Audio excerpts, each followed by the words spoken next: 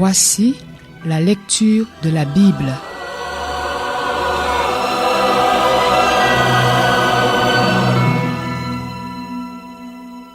Genèse, chapitre 27. Isaac devenait vieux et ses yeux s'étaient affaiblis au point qu'il ne voyait plus. Alors il appela son fils aîné Ésaü et lui dit : « Mon fils. » Il lui répondit : « Me voici. » Isaac dit : « Je suis maintenant âgé et je ne connais pas le jour de ma mort. Prends donc tes armes, ton carquois et ton arc, va dans les champs chasser du gibier pour moi. Prépare-moi un plat comme je les aime et apporte-le-moi à manger afin que je te bénisse avant de mourir. » Rebecca entendit ce qu'Isaac disait à son fils Ésaü. Ésaü s'en alla dans les champs pour chasser du gibier et le rapporter. Quant à Rebecca, elle dit à son fils Jacob : « J'ai entendu ton père dire à ton frère Ésaü : apporte-moi du gibier et prépare-moi un plat que je mangerai. Je te bénirai alors devant l'Éternel avant ma mort. Maintenant, mon fils, écoute-moi et fais ce que je t'ordonne. Va me prendre 2 bons chevreaux dans le troupeau.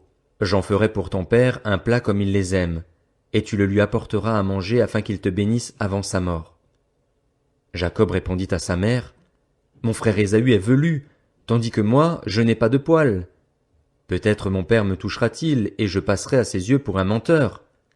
J'attirerai alors sur moi la malédiction, et non la bénédiction. » Sa mère lui dit : « Que cette malédiction retombe sur moi, mon fils. Écoute-moi seulement, et va me prendre les chevreaux. » Jacob alla les prendre et les apporta à sa mère, qui prépara un plat comme son père les aimait. Ensuite, Rebecca prit les vêtements de son fils aîné Ésaü, les plus beaux qui se trouvaient à la maison, et elle les fit mettre à son fils cadet Jacob. Elle couvrit ses mains et la partie lisse de son cou de la peau des chevreaux, puis elle plaça dans la main de son fils Jacob le plat et le pain qu'elle avait préparés.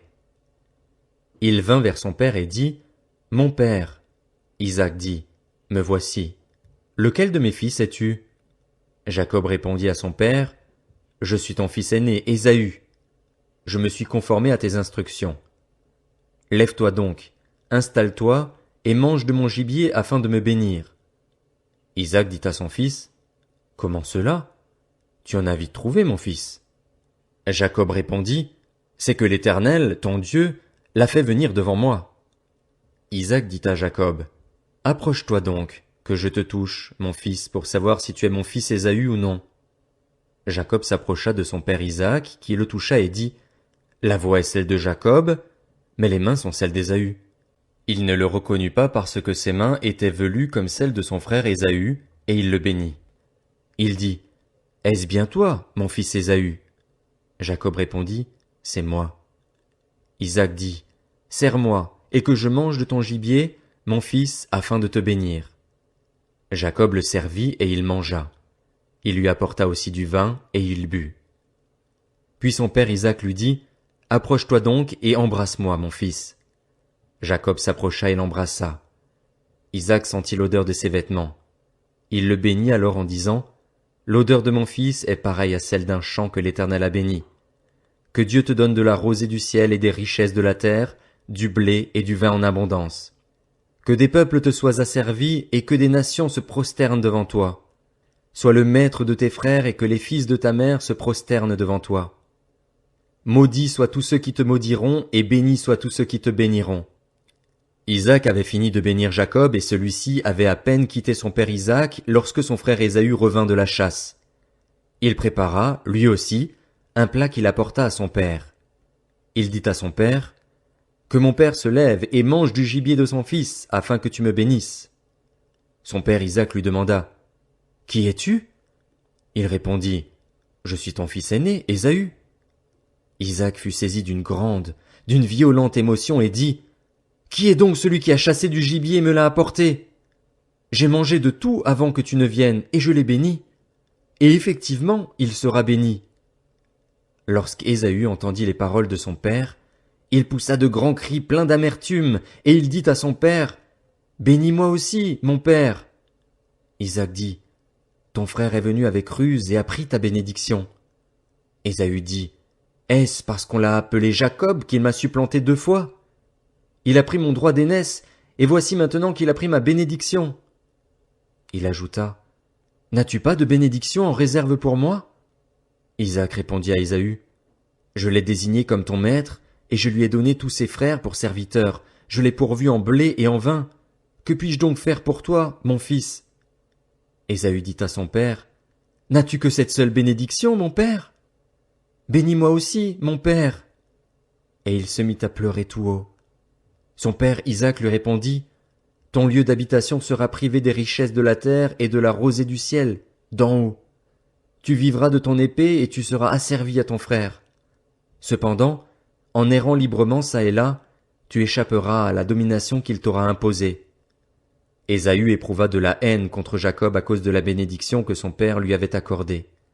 Il disait dans son cœur, le moment où l'on mènera le deuil sur mon père va approcher et je tuerai mon frère Jacob. Rebecca fut informée des paroles de son fils aîné Ésaü. Elle fit alors appeler son fils cadet Jacob et lui dit, ton frère Ésaü veut se venger de toi en te tuant. Maintenant, mon fils, écoute-moi. Lève-toi, enfuis-toi chez mon frère Laban à Charan. Reste chez lui quelque temps, jusqu'à ce que la fureur de ton frère s'apaise, jusqu'à ce que la colère de ton frère se détourne de toi et qu'il oublie ce que tu lui as fait. Alors je te ferai revenir. Pourquoi serais-je privé de vous deux en un seul jour? Rebecca dit à Isaac, je suis dégoûtée de la vie à cause de nos belles filles hittites. Si Jacob prend une femme comme celle-ci parmi les Hittites, parmi les filles du pays, à quoi me sert la vie?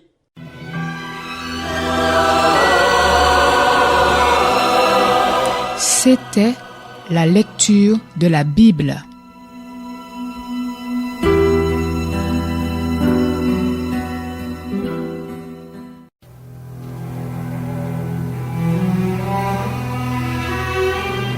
Voici la lecture de la Bible.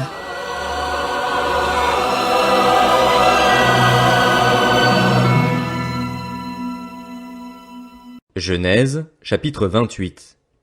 Isaac appela Jacob, le bénit et lui ordonna, « Tu ne prendras pas une femme cananéenne. Lève-toi, va à Padan Aram, chez Bethuel, le père de ta mère, et prends-y une femme parmi les filles de Laban, le frère de ta mère. Que le Dieu Tout-Puissant te bénisse, te fasse proliférer et te multiplie afin que tu donnes naissance à tout un groupe de peuples. Qu'il te donne la bénédiction d'Abraham, à toi et à ta descendance avec toi, afin que tu possèdes le pays où tu séjournes en étranger et qu'il a donné à Abraham. » Isaac fit donc partir Jacob, et celui-ci s'en alla à Padan Aram, chez Laban, fils de Bethuel, l'Araméen et frère de Rebecca, la mère de Jacob et d'Ésaü. Ésaü vit qu'Isaac avait béni Jacob et l'avait envoyé à Padan Aram pour y prendre une femme. Il vit aussi qu'en le bénissant, il lui avait donné cet ordre, « Tu ne prendras pas une femme cananéenne. » Il vit que Jacob avait écouté son père et sa mère et qu'il était parti pour Padan Aram. Ésaü comprit ainsi que les Cananéennes déplaisaient à son père Isaac, et il alla trouver Ismaël. Il prit pour femme, en plus des femmes qu'il avait, Mahalat, qui était la fille d'Ismaël, le fils d'Abraham, et la sœur de Nébajot. Jacob partit de Beer-Shéba et prit la direction de Charan. Arrivé à un certain endroit, il y passa la nuit car le soleil était couché. Il prit une pierre dont il fit son oreiller et il se coucha à cet endroit. Il fit un rêve. Une échelle était appuyée sur la terre et son sommet touchait le ciel. Des anges de Dieu montaient et descendaient par cette échelle. L'Éternel se tenait au-dessus d'elle et il dit, « Je suis l'Éternel, le Dieu de ton grand-père Abraham et le Dieu d'Isaac. La terre sur laquelle tu es couché, je te la donnerai, à toi et à ta descendance. Ta descendance sera pareille à la poussière de la terre. Tu t'étendras à l'ouest et à l'est, au nord et au sud, et toutes les familles de la terre seront bénies en toi et en ta descendance. Je suis moi-même avec toi, je te garderai partout où tu iras, et je te ramènerai dans ce pays, car je ne t'abandonnerai pas tant que je n'aurai pas accompli ce que je te dis. » Jacob se réveilla et se dit, « C'est certain, l'Éternel est dans cet endroit et moi, je ne le savais pas. » Il eut peur et dit, « Que cet endroit est redoutable. C'est ici que se trouve la maison de Dieu, c'est ici que se trouve la porte du ciel. » Jacob se leva de bon matin. Il prit la pierre dont il avait fait son oreiller, en fit un monument et versa de l'huile sur son sommet. Il appela cet endroit Béthel, mais la ville s'appelait auparavant Luz. Jacob fit ce vœu, « Si Dieu est avec moi et me garde pendant mon voyage, s'il me donne du pain à manger et des habits à mettre, et si je reviens dans la paix chez mon père, alors l'Éternel sera mon Dieu. Cette pierre dont j'ai fait un monument sera la maison de Dieu, et je te donnerai la dîme de tout ce que tu me donneras.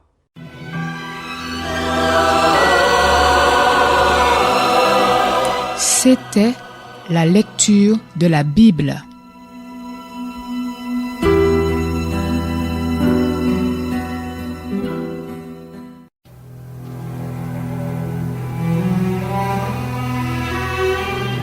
Voici la lecture de la Bible.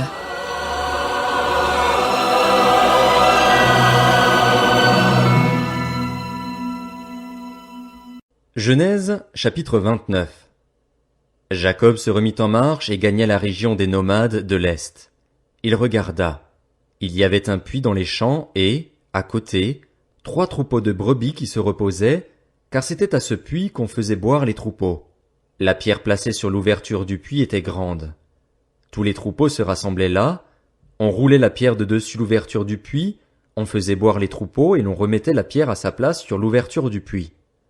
Jacob demanda au berger, « Mes frères, d'où êtes-vous » Ils répondirent, « Nous sommes de Charan. » Il leur demanda, « Connaissez-vous Laban, le petit-fils de Nacor » Ils répondirent, « Nous le connaissons. » Il leur demanda, « Est-il en bonne santé » Ils répondirent, « Il est en bonne santé, et voici sa fille Rachel qui arrive avec le troupeau. » Il dit, « Il fait encore grand jour, ce n'est pas le moment de rassembler les troupeaux. Faites boire les brebis, puis allez les faire brouter. » Ils répondirent, « Nous ne pouvons pas le faire tant que tous les troupeaux ne sont pas rassemblés. » C'est à ce moment-là qu'on roule la pierre de dessus l'ouverture du puits et qu'on fait boire les brebis.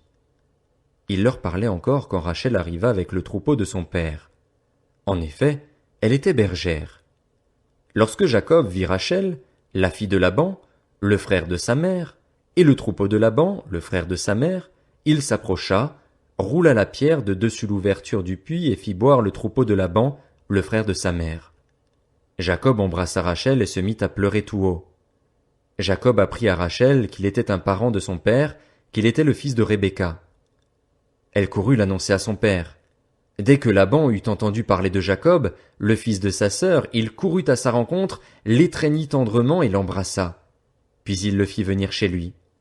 Jacob raconta tous ces événements à Laban, et Laban lui dit, « C'est certain, tu es bien fait des mêmes os et de la même chair que moi. » Jacob habita 1 mois chez Laban, puis ce dernier lui dit, « Parce que tu fais partie de ma parenté, devrais-tu me servir pour rien? Dis-moi quel sera ton salaire. » Or Laban avait 2 filles. L'aînée s'appelait Léa, et la cadette Rachel. Léa avait les yeux fragiles, tandis que Rachel était belle à tout point de vue. Jacob aimait Rachel. Il dit donc, « Je te servirai 7 ans pour Rachel, ta fille cadette. » Laban dit, « Je préfère te la donner à toi qu'à un autre homme. Reste chez moi. » Ainsi, Jacob servit 7 ans pour Rachel. Ils lui parurent comme quelques jours parce qu'il l'aimait. Puis Jacob dit à Laban, « Donne-moi ma femme, car je suis allé jusqu'au bout de mon contrat et je veux m'unir à elle. » Laban réunit tous les habitants de l'endroit et donna un festin. Le soir, il prit sa fille Léa et la mena vers Jacob qui s'unit à elle. Laban donna sa servante Zilpa pour servante à sa fille Léa. Le lendemain matin, voilà que c'était Léa. Jacob dit alors à Laban, « Qu'est-ce que tu m'as fait? N'est-ce pas pour Rachel que j'ai servi chez toi? Pourquoi m'as-tu trompé? » Laban dit, « Cela ne se fait pas, chez nous, de donner la plus jeune avant l'aînée. Termine la semaine avec celle-ci et nous te donnerons aussi l'autre pour le service que tu feras encore chez moi pendant 7 nouvelles années. » C'est ce que fit Jacob. Il termina la semaine avec Léa, puis Laban lui donna pour femme sa fille Rachel. Laban donna sa servante Bila pour servante à sa fille Rachel. Jacob s'unit aussi à Rachel, qu'il préférait même à Léa, et il servit encore chez Laban pendant 7 nouvelles années. L'Éternel vit que Léa n'était pas aimée, et il lui permit d'avoir des enfants tandis que Rachel était stérile.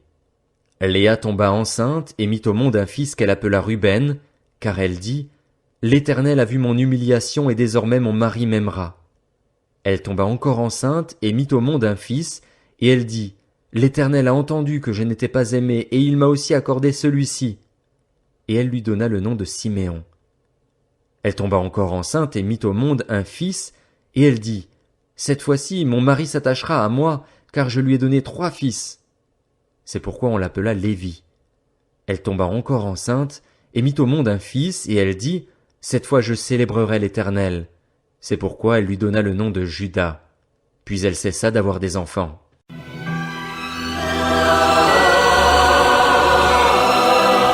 C'était la lecture de la Bible.